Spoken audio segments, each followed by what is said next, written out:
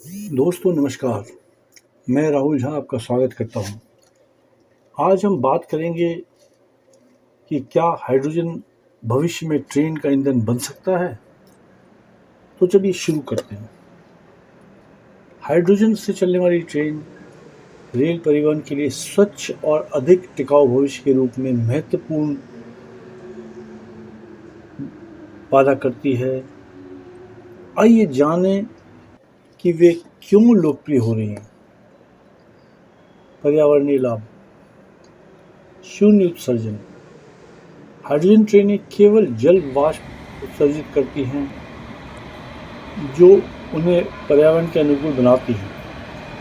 Diesel ट्रेनों के विपरीत वे वायुमंडल में हानिकारक गैसों को नहीं छोड़ती हैं। शुद्ध शून्य लक्ष्य। जैसे जैसे देश शुद्ध शून्य उत्सर्जन के लिए प्रयास कर रहे हैं, हाइड्रोजन ट्रेनें रेल परिवहन को डिकार्बोनाइज करने के लिए व्यवहार्य समाधान प्रदान करती हैं। ऊर्जा दक्षता। ईंधन सेल पर बिक्री। हाइड्रोजन ईंधन कोशिकाओं की शक्ति का उपयोग करके इन ट्रेन में हाइड्रोजन और ऑक्सीजन को कुशलतापूर्वक बिजली, पानी और गर्मी में परिवर्तित करती है। अनुकूलता। हाइड्रोजन ट्रेनें मौजूद सेवारत ट्रेनों को फिर से तैयार कर सकती हैं, जिससे पूरा रेल नेटवर्क अधिक हरित और अधिक कुशल बन सकता है। बुनियादी ढांचे में लचीलापन। गैर विद्युतीकृत लाइनें। हाइड्रोजन ट्रेन गैर विद्युतीकृत या आंशिक रूप से विद्युतीकृत लाइनों पर चल सकती हैं, जिससे ओवरहेड वायर या थर्ड रेल के बिना क्षेत्रों तक उनकी पहुंच बढ़ सकती है। द्वि मोड क्षमता। कुछ हाइड्रोजन ट्रेनें विद्युतीकृत और पारंपरिक दोनों लाइनों पर चल सकती हैं, जिससे लचीलेपन की प्राप्ति होती है। निवेश और नवाचार। अनुसंधान और विकास। हाइड्रोजन ट्रेन तकनीक से चल रहा निवेश नवाचार को बढ़ावा देता है और हरित नौकरियों के अवसर प्रदान करता है। हाइड्रोजन परिवहन केंद्र। यूके में टीज वैली जैसे क्षेत्र हाइड्रोजन परिवहन अनुसंधान और विकास में वैश्विक नेता बनने की क्षमता तलाश रहे हैं, जबकि चुनौतियां बनी हुई हैं, जैसे कि बुनियादी ढांचे का विकास और लागत। हाइड्रोजन से चलने वाली ट्रेनें अधिक टिकाऊ रेल उद्योग की ओर और एक आशाजनक कदम का प्रतिनिधित्व करती हैं। जैसे जैसे हम स्वच्छ ऊर्जा स्रोतों को अपनाना जारी रखते हैं, हाइड्रोजन ट्रेन यात्रा के भविष्य को आकार देने में महत्वपूर्ण भूमिका निभा सकती है। क्या हाइड्रोजन से चलने वाली ट्रेन यात्रियों के लिए सुरक्षित हैं? जरूर।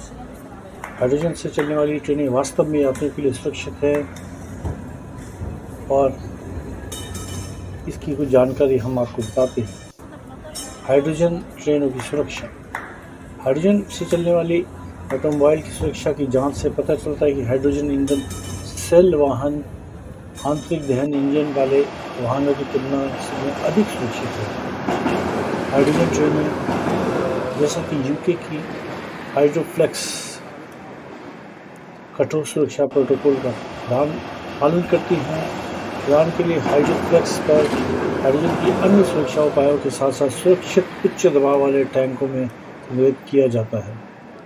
डीजल ट्रेनों के विपरीत हाइड्रोजन से चलने वाली ट्रेनें हानिकारक गैसों का उत्सर्जन नहीं करती हैं। इसकी बजाय वे बिजली, पानी और गर्मी पैदा करने के लिए हाइड्रोजन और ऑक्सीजन का उपयोग करती हैं। यह ग्राउंड ब्रेकिंग तकनीक वर्तमान में सेवा और ट्रेनों को हाइड्रोजन में बदलने के लिए भी उपलब्ध कराई जा रही है, जो रेल नेटवर्क को डिकार्बोनाइज करने और रेल यात्रा को अधिक हरित और अधिक कुशल बनाने में योगदान देती है। यूके की हाइड्रोजन ट्रेन पहल। यूके वैकल्पिक ईंधन के रूप में हाइड्रोजन को अपनाने में सबसे आगे है। ब्रिटेन की पहली हाइड्रोजन ट्रेन हाइड्रोफ्लेक्स में मिडलैंड्स में परीक्षण शुरू किया, जो देश के शुद्ध शून्य लक्ष्य को प्राप्त करने की दिशा में एक महत्वपूर्ण कदम है। इसके अतिरिक्त यूके में Tees Valley hydrogen transport hub बनाने का लक्ष्य रखती है। हाइड्रोजन अपनाने के लिए उद्योग, शिक्षा और सरकार को एक साथ लाती है। यह पहल सैकड़ों हरित नौकरियों को सीमित कर सकती है और इस क्षेत्र को हरित हाइड्रोजन क्षेत्र में वैश्विक नेता के रूप में स्थापित कर सकती है। तो निश्चित रहें, हाइड्रोजन से चलने वाली ट्रेनें सुरक्षा को प्राथमिकता देती हैं, जबकि अधिक टिकाऊ और पर्यावरण के अनुकूल परिवहन प्रणाली में योगदान देती हैं। कौन सा अन्य देश हाइड्रोजन ट्रेनों को अपना रहे हैं? निश्चित रूप से दुनिया भर के कई उत्सर्जन को कम करने और स्वैच्छिक परिवहन की ओर संक्रमण के अपने प्रयासों के तहत हाइड्रोजन से चलने वाली ट्रेनों को सक्रिय रूप से अपना रहे हैं। आइए इनमें से कुछ पर एक नज़र डालें। चीन हाइड्रोजन अपनाने में एक प्रमुख खिलाड़ी है। यह किसी भी अन्य देश की तुलना में अधिक हाइड्रोजन का उपभोग कर और उत्पादन करता है, जिसका वार्षिक उपभोग 24 मिलियन टन से अधिक है, जबकि इसका अधिकांश वर्तमान उत्पादन ग्रे हाइड्रोजन यानी कोयले जैसे जीवाश्म ईंधन से उत्पन्न है।